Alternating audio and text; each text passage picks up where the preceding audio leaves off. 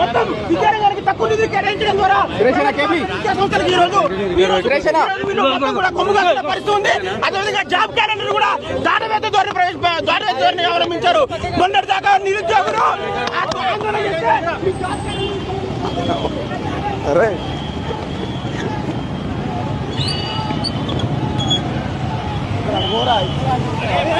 Mahesh demo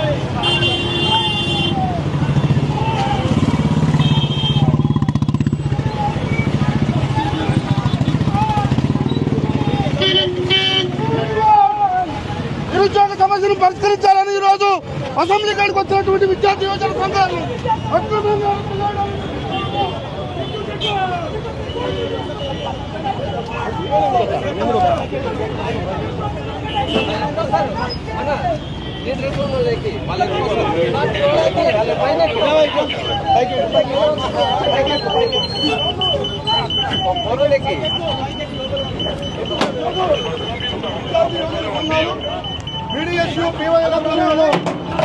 BDSU-PYL ఆధ్వర్యంలో చలో assembly కార్యక్రమాన్ని తీసుకోనున్నాం.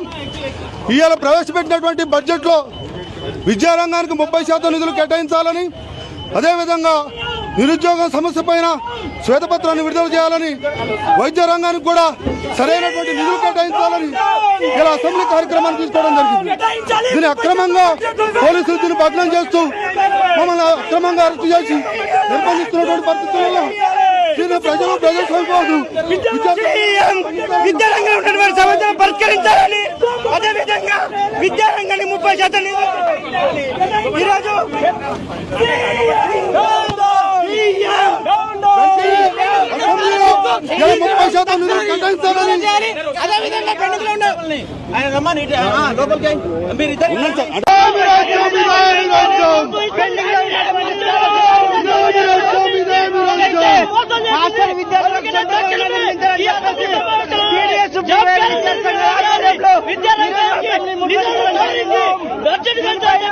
అదేవిధంగా స్పందించి విద్యారంగానికి 30% నిధులు కేటాయించాలి.